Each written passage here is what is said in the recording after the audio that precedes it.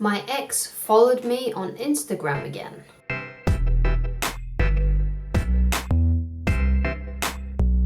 Hi guys, my name is Christine Loveridge and I'm a dating, relationship and personal development coach. And today we're going to talk about what you should do and what does it mean if your ex follows you on Instagram again. So let's get straight into it and find out what this could possibly mean. So the first thing that it can mean is that they're just being nosy and they're just a little bit curious about what you're up to. So obviously if this ex of yours hasn't been in contact with you for a while, let's say it's been a good few months since you broke up and they may have unfollowed you, perhaps even blocked you on a few things, and then they suddenly start following you on Instagram again. It could just mean that they are just looking up what you're doing and just seeing what you're doing with your life. Especially if you have your Instagram on private, because obviously if your Instagram is private, it's a lot less, it's not very easy for them to actually snoop on you. So if your Instagram is private and they follow you, it's probably because, or one of the reasons could be because they are just simply being nosy and just want to know what you've been up to. So another thing that it could mean is they are comparing lives. Basically, they want to check on you to make sure that you haven't moved on, or they want to see if you're upset, or they want to see if that you still think about them, so you might be still posting like sad quotes on your Instagram or something because of the breakup. They want to see if you have moved on or not, or if you're missing them. So basically it's a bit of an ego trip. They're looking to see if they still matter to you and that you're not over it, and that will give them some kind of kick. And the third reason of why this could be is they might actually miss you and perhaps they may even want to get back with you. Now, I don't want you to assume this, because if you assume this and this is something that you want, you may get really, really excited and decide to reach out to them. But at this point, you don't know what this means. You don't know. It might not even be the reasons that I listed. There could be some other reason. But those are the reasons what I think might be the most likely. So now you know the reasons why this could have happened. So what do you do now? So obviously it depends on whether you actually want them back in your life or not. So if you do want them back and you miss your ex, then there's a few things that you can do. But obviously if you don't want them back in your life and you're not interested in being with them again, and you are kind of sick of them, then I guess the best thing for you to do would be to actually block them or remove them somehow from your Instagram, so you don't have to interact with them and it completely stops the chances of you getting back together again. Or you might just be very indifferent and you don't really care if they look at your stuff, and if that's the case, then that's cool. So what should you do if you actually do want them back? So the first thing that you should do, or should I say not do, is message them. And the reason why you don't want to message them before they've messaged you is because, again, you don't know if the reason they've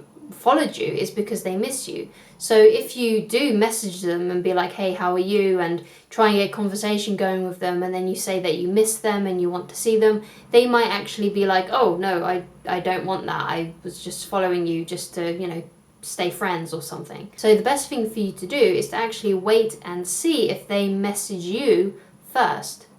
And the reason why you want to wait for them to message you first is because that shows they are actually pursuing you. And if you want them back, then of course you want them to pursue you. You want to know if they are interested. And the best way to know is to wait the test of time and see if they actually reach out to you. And you might be worried, like, oh my God, like, what if they never reach out to me? Well, if they never reach out to you, that means they never still had feelings for you. They just wanted to check up on you, or they just followed you because they just wanted to be friends or something. But if they still have feelings for you, they will eventually reach out. So the longer you wait and not reach out to them first, it will build the anticipation slowly, and then at some point your ex will miss you so much that they will reach out to you. But this only works if they do genuinely want to get back with you at some point. And at this point, you don't know what that is. The only way you will ever tell is if they reach out to you first. The next thing you should do or don't do is don't post anything. Or if you are to post something, make sure that it is positive and it's not directed at them. I said this not that long ago in other videos, and that is when you post something, even if it's subtly directed at them, when they look at it and read it or see it, they will think that it could be about them. If they are clever, they will be able to figure this out. They will figure out whether or not it's about them or not, or they'll at least be suspicious that it's about them or not. So you don't want to direct anything that's sad, that's negative, that's resentful towards them, because that will not help your situation. They will see right through it. Because I'm sure you've had situations in your life where you're looking at social media and you see a post from a friend or maybe an ex or maybe even your current partner at the time, and they have clearly posted something about you, and you just know it because you've just had an argument, you've just had a falling out. You know that this stuff is about you. So don't do that. They are just as smart as you, and they can see right through it. So make sure if you are posting anything, it's positive, it's light-hearted, it's showing that the situation hasn't defeated you, it's nothing directed towards them at all. So it could be just you hanging out with friends if you're going out, it could be you at the gym, it could be, just allowing your friends to tag you in stuff. Just make sure that whatever you post is light-hearted, perhaps it's even funny, or just something about you, yourself, what you're doing with your life, and it's positive. What it will do, it will create a window for your ex to look in at and see that you are actually thriving, and they'll be like, wow, this person has really got on with their lives. They've completely forgotten about me. They're doing all these wonderful things, and I want to be a part of it because it looks fun, it looks exciting. They are doing all the stuff that they said they would do in their life. Because usually, we all have these dreams and these things that we want to accomplish and these goals and stuff. And we discuss that with our partners. And when we break up with them, you still want to be making sure that you are pursuing those things. And if you're doing all those things, because no doubt your partner, probably your ex-partner, should I say, probably knows some of the stuff that you wanted to do, and they can see that you're doing it and it looks fun, it looks exciting, it looks inviting, then they will want to join in, they will reach out to you. So make sure whatever you post is in that kind of sense and that kind of light, and don't post anything that is directed towards them because they will see right through it. Another thing that you should do, or at least not do, is be tempted to look at their stories. Because obviously people can tell when you've looked at their stories because it brings up that list. Whenever you click on a story, it brings up the list of the people that have viewed it.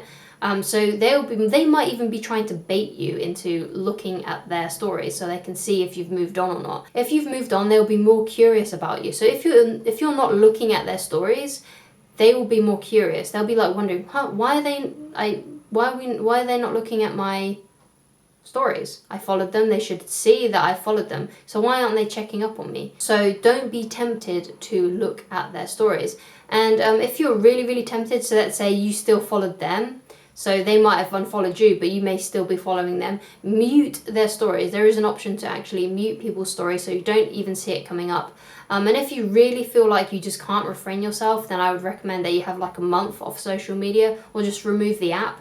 And then, just maybe you could download it once a month just to see if you've got any messages or something. But try to avoid it if you can't help yourself, and you can't help but be tempted into those things, and to looking at a story, looking at a post. Because sometimes, you might be looking at a post and just being a stalker and you might accidentally like it, so you need to be very, very careful when you're looking at your ex's stories and their Instagram posts. So the last thing that I want you to do, and it's the most important, and that is you should be doing things outside of your life, outside of social media, obviously. You need to be working on your dreams and goals. You must be creating a lifestyle and also developing your self-esteem and your self-confidence, because let's face it, if you are always checking their Instagram and stuff, and you're kind of dependent on how they are reacting to you and acting towards you on social media, then you probably need to have a bit more of a higher self-esteem and a bit more self-respect, because you are disrespecting yourself when you are messaging your ex out of the blue,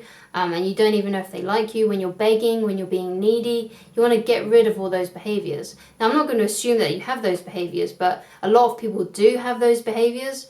So I would recommend that you start working on those things and doing things that are actually empowering and make you feel like you're growing in your life. Now, obviously, there's a few things you can do to enhance this, to help kickstart that. And obviously, one of those big ones is exercise, doing things that are physically demanding, making sure that you are growing that way, because nothing can help you feel more alive and more energetic and just have a higher self-esteem than getting into your body and doing something physically demanding. So try and get onto some kind of workout regime, start eating healthy. Obviously all of these things you know you should be doing but aren't perhaps doing. Some of you may be doing them, but a lot of people don't do these things, so make sure that you're working on those things. Work on your mental health, perhaps even get a therapist, and do the things that make you feel like you are growing.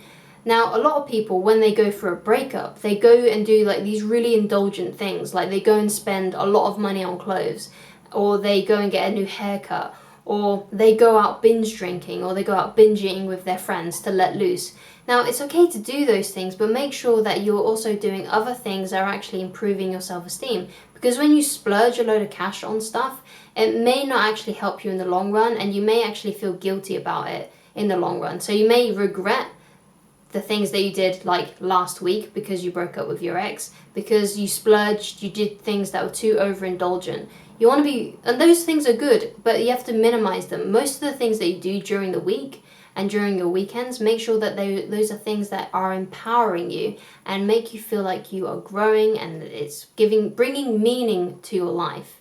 Because if you're doing things that are meaningless, like some people might be like, okay, well, I broke up with my ex, I'm just going to sit and play video games. Now that may help someone who wants to be an esports player and they feel like when they've played games, they feel like they've grown. But if you're playing video games and then afterwards, let's say you do like a binge of a video game for like 12 hours and you feel crappy afterwards, or you're not getting enough sleep, you feel really sluggish, then you want to avoid doing those things. It's okay to do those things in a minimized amount, but most of the time you want to be doing things that make you feel like you are growing, like really developing as a person, and which is why I stress the importance of personal development. But you want to make sure that you are doing the things that you know are good for you and that you enjoy doing. So if you think like you need to work out at the gym and weight lift, that might not necessarily be it for you. Perhaps you would prefer to do fitness in a different form, like perhaps you would prefer to do running or swimming, or perhaps you would like to do karate or boxing. Pick the exercise that works best for you and that you enjoy most and that you can improve upon, and you'll feel like you're growing and it'll boost your self-esteem. Don't just do things because you feel like this social media influencer does this and this is what my ex used to like doing, so I'm going to go and do that. No, you must be doing the things that you personally like and enjoy doing, that will boost your self-worth, your self-esteem, and bring more meaning and purpose into your life. And if you're doing those things, you won't be caring about what your ex is doing because you're designing the lifestyle that you've always wanted. And all this Instagram nonsense will become a thing of the past and you just won't care anymore. Anyway, I hope this has helped you. If you'd like help with a specific situation, because these videos are very generalized, then please go to www.christineloveridge.com/shop, where you can get coaching from me, or you can alternatively use the email address provided in this video's description box and we can work something out that way. If you found this video to be helpful and informative, then please like and subscribe. Please leave a comment down in the comment section with your thoughts and your tips so we can help even more people. And I shall talk to you again very soon. Goodbye, guys.